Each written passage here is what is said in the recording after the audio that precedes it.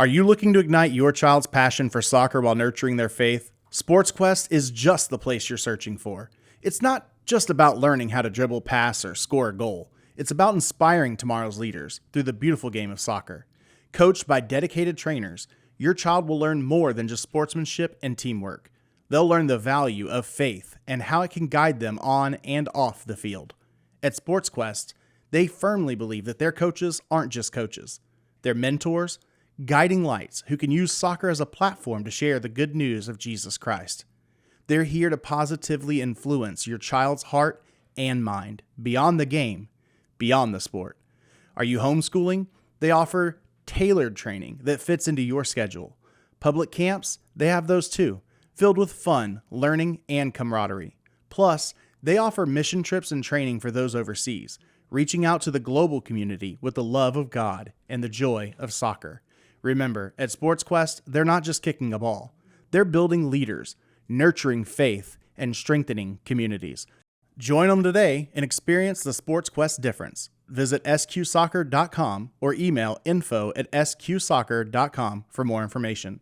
SportsQuest, where soccer meets faith. Tell me your story. Tell me your story. How did it all start, do you remember? Oh, now what happened? How did it start? This is Small Business Origins. Yeah, what's up, everybody? Welcome back to another episode of Small Business Origins. I'm your host, as always, John Kelly, aka John the Marketer, on Instagram, TikTok, Twitter, John the Podcaster on Twitter, but I'm everywhere. If you can't find me, you're not looking hard enough. You're tuned in. It's our nationwide search. We're looking for entrepreneurs that have a story to tell. And joining me in the studio, something that is kind of rare this day and age because we've been doing so many virtual podcasts, but in the studio from the greater Houston, Texas area, I've got Jim Spence. He's with SportsQuest. Jim, welcome to the show. Thank you. It's good to be here. Finally. Yeah, I know. Finally. This was the podcast that was like just not meant to happen because there were communication errors on my part where we were supposed to be here. You were, we weren't. I owed you lunch. You wouldn't let me buy you lunch. Well, I turned up, I think twice, knocked on your door and nobody turned up. So I just went home and that's the way it was. It's a failure on my part. But the important part is we're here today. We're making this thing happen. Yes, I'm excited, man, because you're a client of ours. So it's always nice to talk to clients and get a greater understanding of what you do. You know, It helps us when we're marketing your company to know exactly what it is you're trying to do. And the most important thing about this show is the why behind what you do. And I know that you've got a great why, and I want to hop into it, but we always start out with an icebreaker question. Go for it. Today's icebreaker question is, looking back when you were younger, what was your silliest fear? Wow. Silliest fear. I think it's probably the same fear that I have even today. And that is not being prepared, being prepared for what I'm about to do. You know, being put in the limelight or put on the stage and just freezing. You know, like I just have this.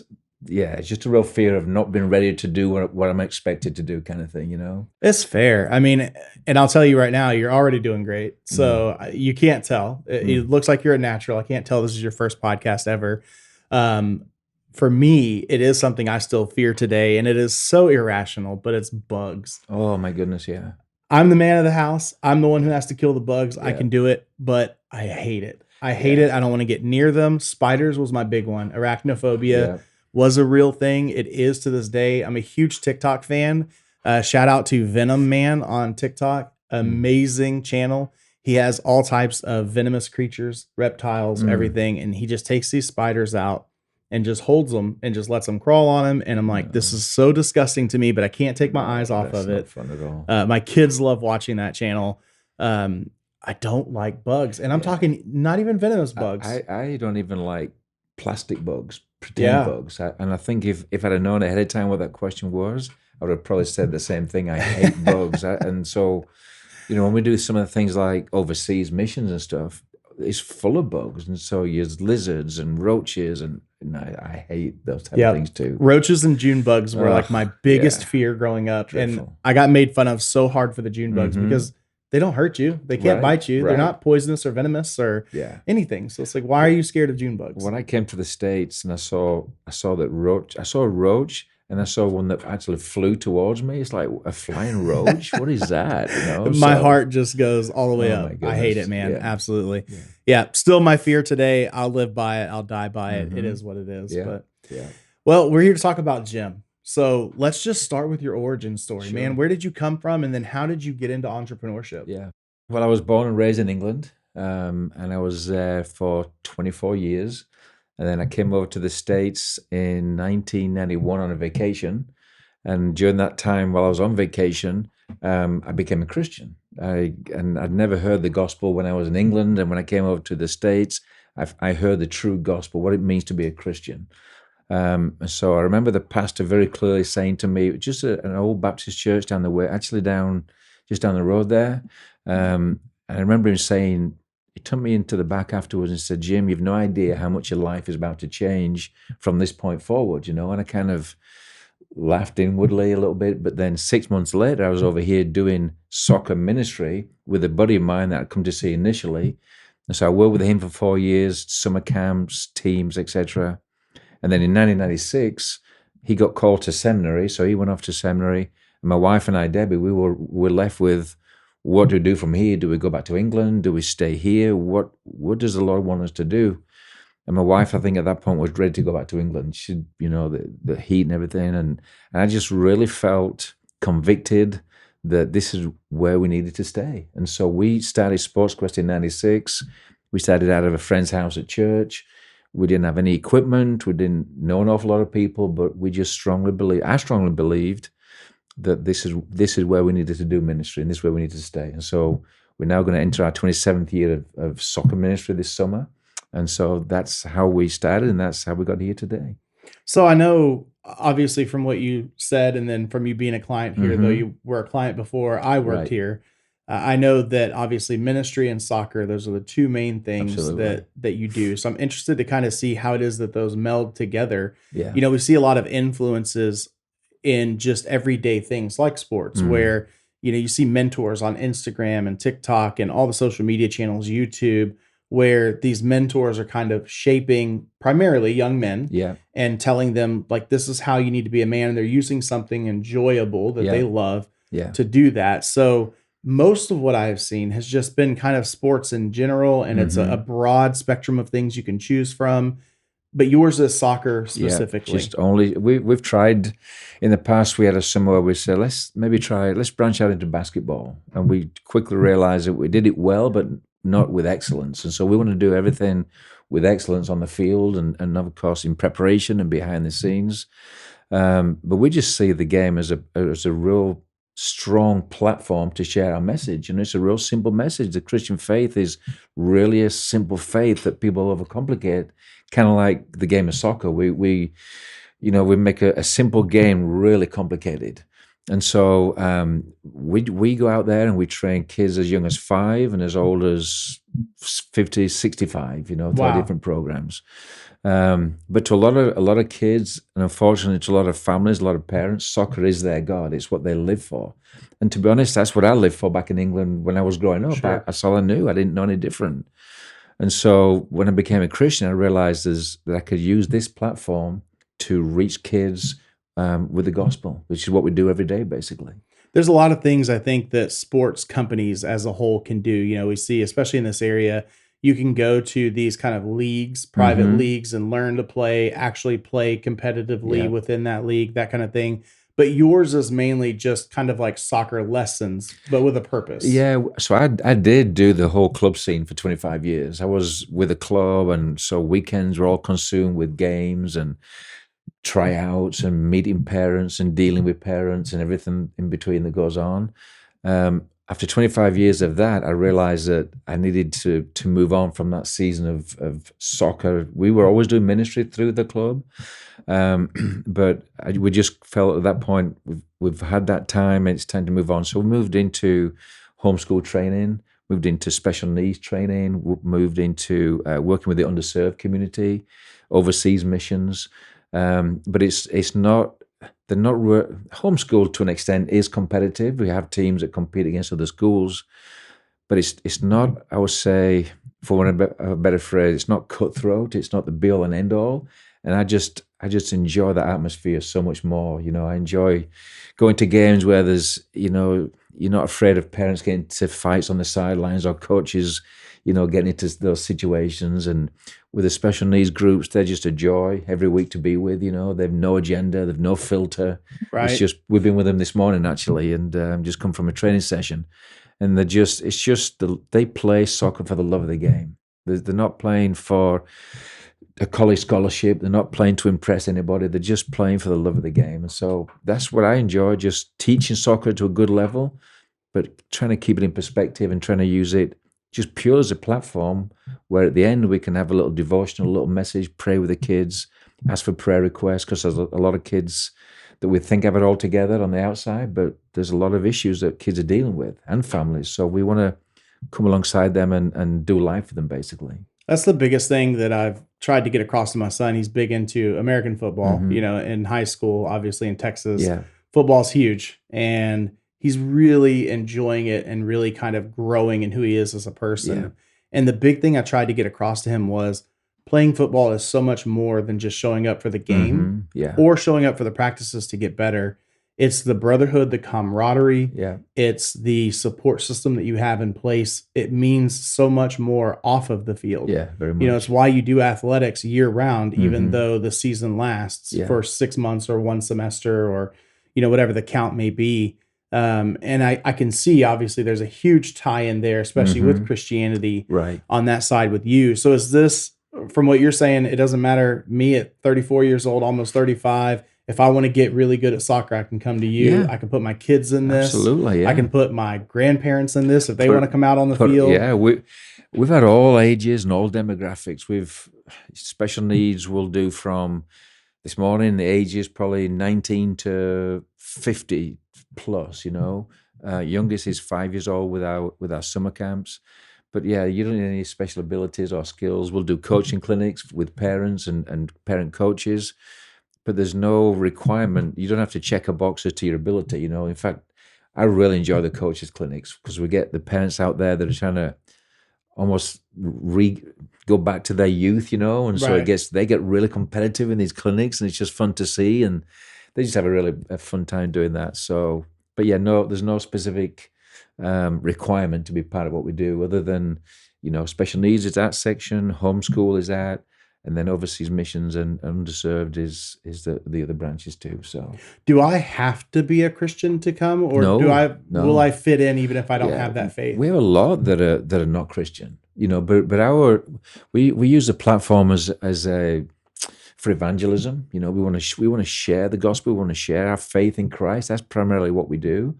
But we totally understand that there's people of other faith beliefs that attend our training, and we don't want to come across as, and that would never hopefully come across as offensive. We understand that God has a plan for everyone, and we just want to share what we believe to be the absolute truth, which is who Jesus is and what he came to do, and he came to save us, and he came to give his life and give his life to the full.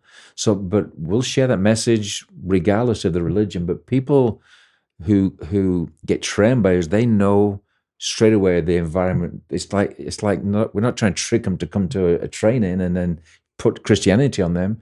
They already know what we're going to share, and so we get very few situations where people say, I didn't know you were going to talk about Christ. I didn't know he was a Christian, because it's front and center of our website that you guys put together for us, front and center of all our promotion materials. So we don't hide it. We're not ashamed of the gospel. And we welcome non-believers, because they need to hear the gospel. Because without the gospel, without trusting in the Lord, there is no we believe, any firm, solid foundation on which to base our lives. Yeah, I love to hear it. I mean, that's who Jesus hung out with. Absolutely. I think we lose sight of that as Christians sometimes, where it's like, you don't have to be a Christian to hang out with good Christians, because good Christians are going to love everyone, accept everyone. Right. And you can sit here and preach to me all day long about it. I'm already a Christian. Right. What are you doing for me? Right. Yes, you're a support. It's great. I should want to surround myself with people like you all day long. Right. But you can have more of an effect by finding people who aren't like me, who don't believe like me. And then I love the fact that, like you said, even if they come to it knowing I'm not going to be a Christian, Mm-hmm.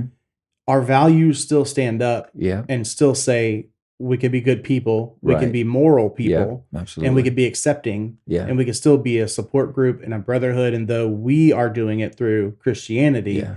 it's being brought to you who can take it regardless of Right. a God being attached to it or not, Absolutely. or even another God. Yeah. You know, I mean, Yeah. I think most religions in the world, I think, have the same belief system of Right. do good unto others Mhm.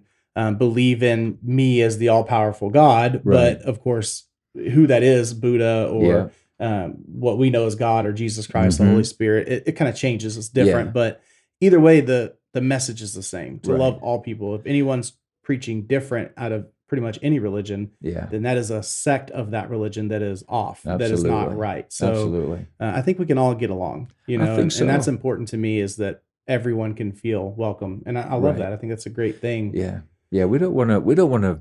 We'll never force the gospel down anybody's throat. And I think, a pastor friend of mine, he said, and he quoted this. He wrote it down actually, and I'll never forget it. And he said, "Our job is to care and to share, and God's job is to convict and convert." So I can't convert any heart and life to become a Christian. I can't. It's not a notch on my belt if somebody becomes a Christian. It's the work of the Holy Spirit working on that person. But we just firmly believe that the scriptures are clear that it is a narrow way to salvation. It's a narrow way to heaven, and I think that. That's not as a popular thing to say, but it's just what the scripture says. Jesus says, "I am the way, the truth, and the life, and no one comes to the Father except through me." Not except by my good works or my belief in another God or my belief. Jesus is really exclusive about who he said he is and what he came to do. And so, but again, we do it in a winsome way, which is, we don't want to ruffle feathers unnecessarily, but we do want to tell people the truth so that we can never be accused of not sharing truth. We don't want someone to go away from an experience with Sports Quest thinking, I don't know what this Christianity thing is about. It's really simple. We're sinners. We need a savior. Jesus is the savior. He died for our sin, and we can have a relationship with him. That's our message. And then, of course, we do excellent soccer training, earn their trust, hopefully, and we build relationships so they can see it lived out, not just. It's easy to speak it, but it's one thing to live it out as well. And so we want to live a life before them that is authentic and transparent. We're never going to be perfect, but we believe that we have a message that needs to be heard and a message that needs to be shared.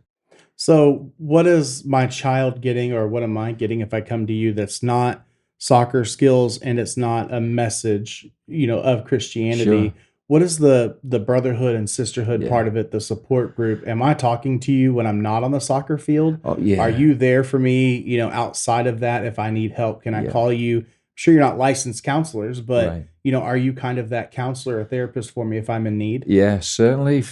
Yeah, definitely for the children and most definitely for the parents. You'd be surprised how many parents' lives we're able to get involved in just because we know a little bit about a situation. And so we're able to come alongside the parents and, for one of a better phrase, counsel them, encourage them, pray with them, support them. And so we see the whole family unit as the mission field. And so, yeah, we'll talk to the children one-on-one if need be, more likely one-on-two with our staff. But the parents oftentimes are hurting too. We have multiple situations where there's a loss, there's a disappointment, there's an injury that we have to come alongside. There's a graduation that we're going to go to and celebrate with the child. There's a birthday party, there's a wedding. So we will then go along and try and offer our support and encouragement to them there. So there's so many. We find there's so many. It's not just the gospel that we share. We want to build leaders as well. We want to develop leadership within our groups, and so we'll develop concepts that we'll share with the kids. And there's a great podcaster. I don't know if you've ever heard of a guy called Craig Groeschel.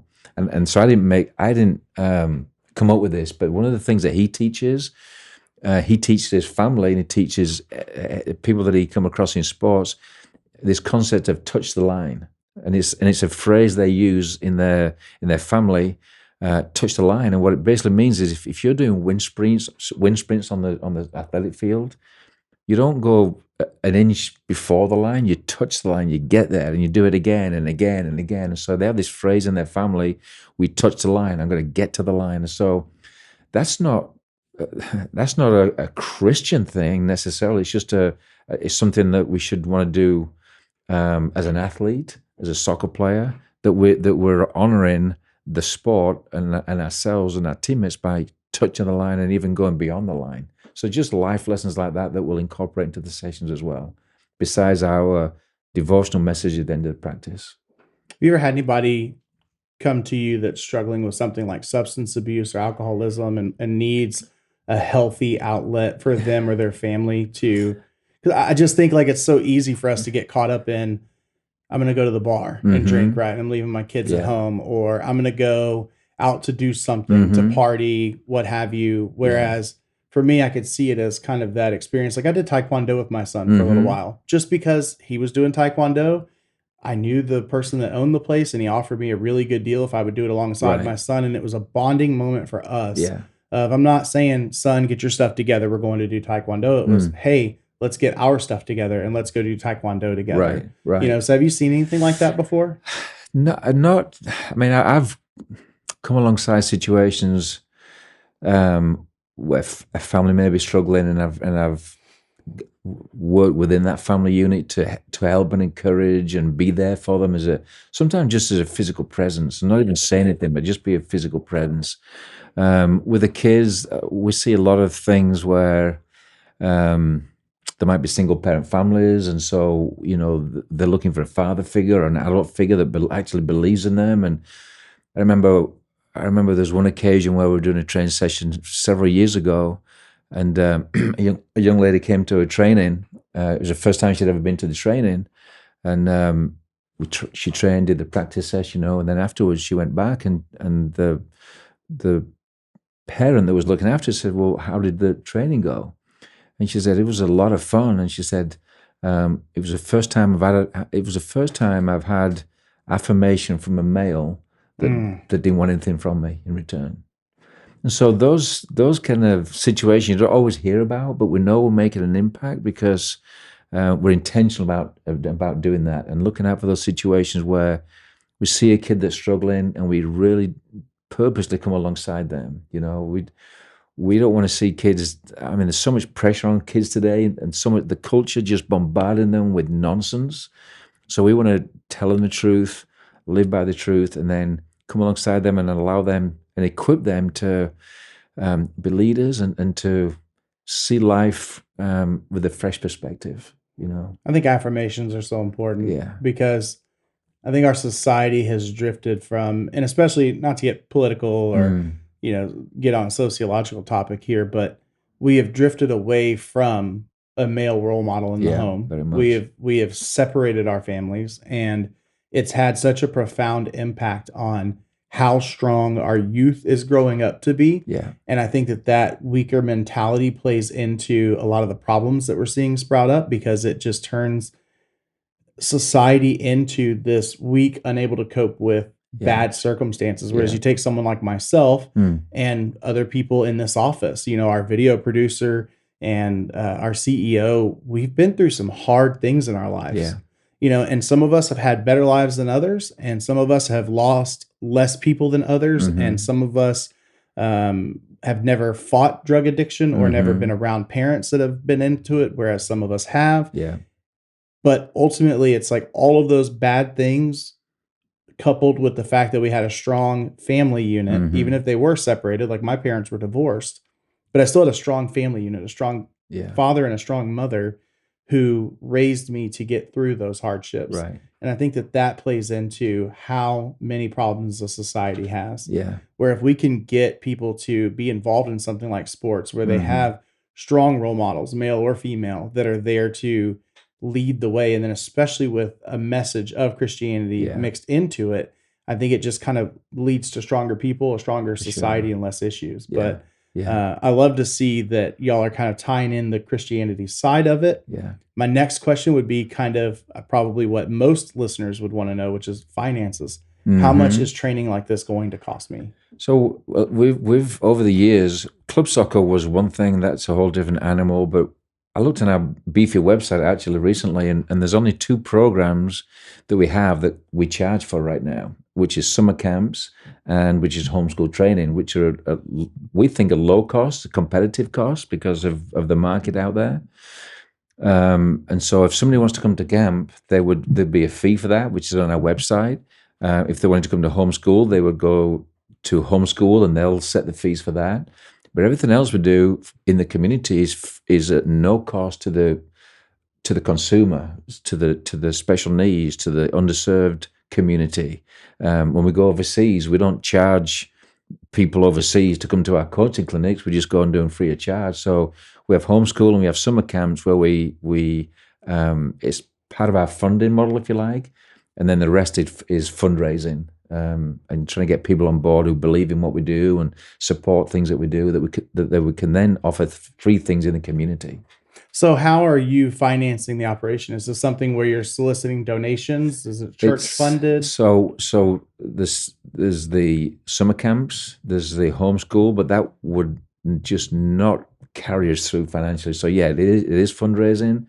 And what we've found over the years is a lot of our donors are the ones that have been through our program. You know, parents who have seen their children go through camp and they've appreciated what we've offered them at camp. So we have a lot of that.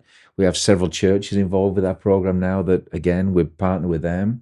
And so they'll support us financially, prayerfully, with encouragement, they'll support us.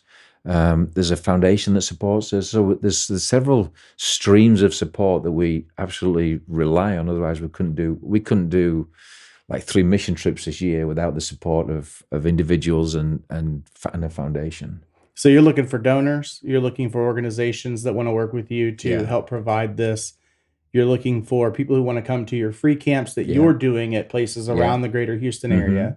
And then you're looking for people who want that private homeschool experience or private tutoring for soccer experience, if you will. Yeah. Got it. Yeah. And so I know that the greater Houston area is the area you serve, but we've had this discussion prior to the show of you are traveling to do mission trips abroad. And then, of course, you're able to go into other areas as well. So how broad is your service network? Like, obviously the group courses that are free, that's going to be something here in town locally. Right. But how far out can you go for homeschooling or private lessons? Well, the homeschoolers right now, they come to us and so it's just not far from here. It's a place called Farm League, which they have a big sports complex. It's just incredible. Yeah, beautiful place. Just so many facilities. So we practice there on Tuesday and Thursday mornings at 7:30 until 9.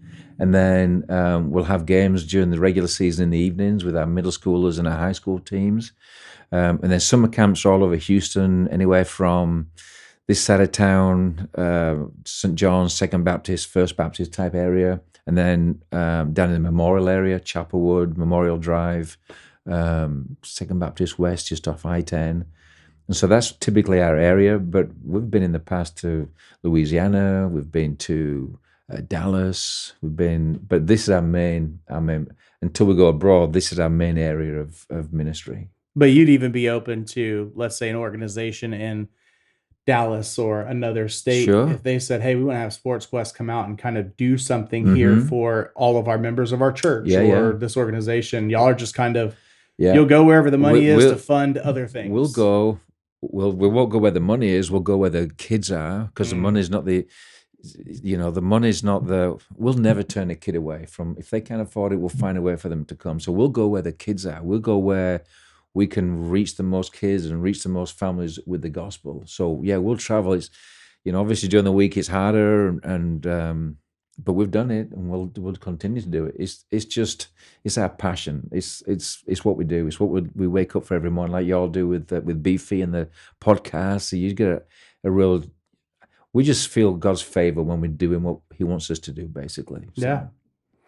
So are y'all on social media, all that kind of stuff? Where can we reach you and talk to you and find out more? We have a Facebook page, and then we're also on Instagram. We have a YouTube page. We have a LinkedIn page, but we don't really use it much. I never quite can figure that out, but we'll try and post something pretty much every day on social media, and that might be overkill. I don't know. You guys will tell me what better than that, but we'll try and post something on Instagram and then do the multi thing where it can transfer it also onto Oh, Facebook. yeah, absolutely. I don't know how it works exactly, but we'll try and post something and we do that not really to get followers or more shares or more like. That's not we do it to be accountable to people that support us, so that when somebody says, I'm going to support SportsQuest, they can actually see us. Like this morning, they could see us in the trenches right there with the special needs. They can see us with the homeschool. They can see us in Africa. So we post it so people can see it, not to put us on display. That's the last thing we want. But they can see that we say we're going to hear, we say we're doing that. Here's just a little snippet of, yes, we are doing that kind of thing. So it's important. Yeah. And it's not overkill. You should be posting Yeah. every day. Depending on what social media platform you're on, some platforms you should post multiple times a day. Wow. Like Instagram, you should post a story, you should post a reel, you should post an actual post, all of those things every day. Wow. So I think it's great that y'all are doing that, because you're exactly right. It's proof of what you're doing for your stakeholders. Right. And your stakeholders being God, being other children, and your donors, and the people supporting the program. Yeah. Like, it's everyone, you know, and it's just proof of, hey, this is who we are and this is what we're out here doing. I love it. And it's I'm learning as I go about the platform of what content to put on there, and so sometimes we'll do a post of encouragement. Sometimes it'll be just something silly that I do or one of the kids does, just for entertainment. And then other times it'll just be informational. We'll get the word out about summer camps. So I'm still trying to figure out I don't think there's a right or wrong way to do it, just as long as something's been posted and we're getting out there. Again, not to say look at us and what we're doing and how much we're doing. It's, hey, look what God's doing through us. Not look at us. We're not the centerpiece. God's the centerpiece, and we want to put him on display. Yeah. So I always ask during the episode if there's like one thing you could tell your ideal client or anyone that you would want to reach that's listening right now. What's the one message you'd want to get out to the world?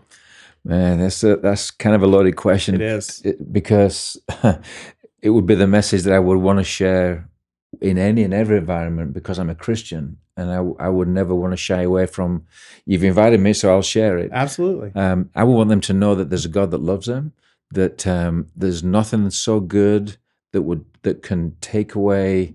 There's nothing that we could do so bad that would stop God loving us, and that we could never be so good that He would love us because of our goodness. It's all because of His goodness and His grace. Bible says that we're all sinners. All have sinned and fallen short of the glory of God. The wages of sin is death. That's not me speaking. That's in the Bible. The Bible said that Jesus Christ died on the cross for our sin, and that if we will receive Him and trust Him into our hearts, into our lives, then He will live within us, and He will give us new life. And I gave my life to Jesus on October 20th, 1991. And it's been the best adventure I've ever been on. It's been quite a ride. And it's funny, people say, what do you have to give up to become a Christian? And it's like, let's reword that. It's like, what do you gain? What do you gain? And, I could be the wealthiest person in the world, but I might be the most miserable person. I can have all the wealth, but wealth doesn't equate to happiness.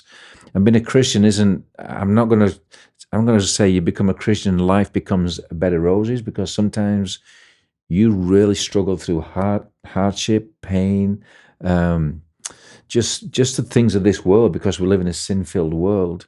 So being a Christian doesn't guarantee that your life is going to be, wealth, health, and happiness. Sometimes it's, man, you're in the pit and you're struggling.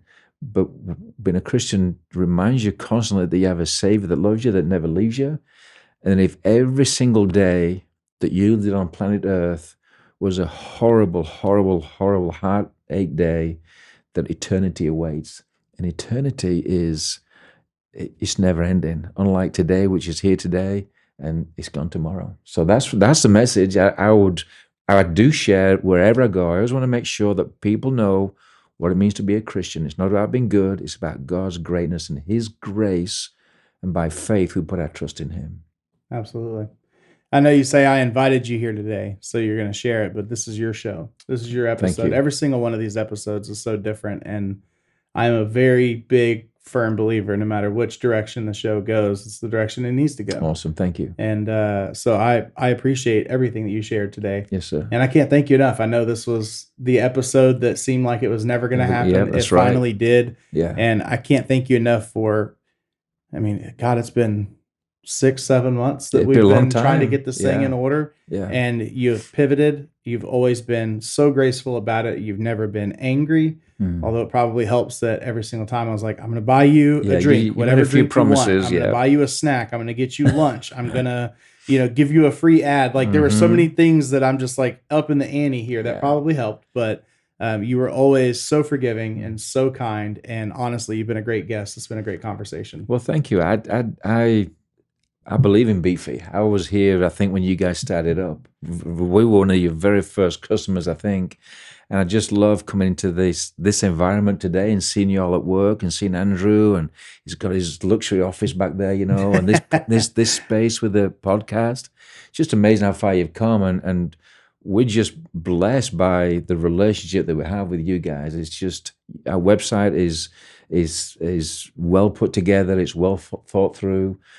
Any issues we have with the design, you guys are so quick. A shout out to Robin, who's always quick to help us and put right some of the things that we've asked for. So, man, it's been fun seeing you grow and now finally get to come see your offices and meet you finally after all your promises, and it's been a great time. Yeah, we enjoyed having you in. It was something we talked about before you came in. We're like, we've never really met in person. It's always just been. I didn't think you existed, actually. Right? I heard John. I know that you got several Johns, but it's like, which John am I talking to? Well, we exist because I'm going to need you to send an email to Robin when we're done with this and say, you can leave John alone now. I'll do it. It is done, because she has been like a mom with a belt after me ever since the first time that we missed each other. Yeah, you needed it. And she was all over me, man. So I need you to call in the hounds and tell her, let me live. I'm okay. We got it handled. So I will do it. Robin is great, though. Yeah. I will give her all the praise. She is one that,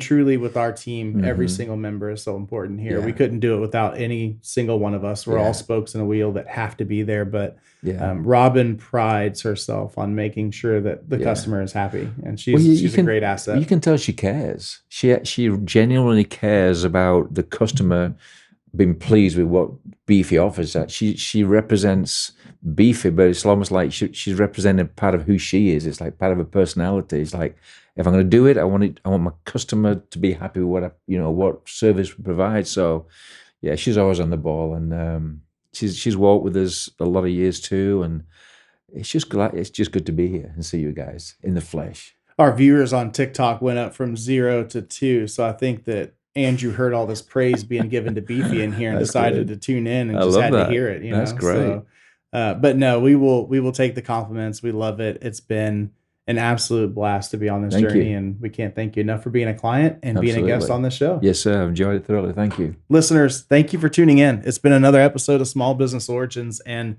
just like our good clients, just like our great guests, we could not do this show if it wasn't for our listeners. So thank you for taking time out of your day to listen to this message today and to hear what Sports Quest is doing, what Jim's doing, and most importantly, the message he's trying to spread of Christianity. And if that's something that you're interested in, you want to surround yourself with good people and learn some skills in a sport, then please feel free to hit him up no matter where you're located, all across the world.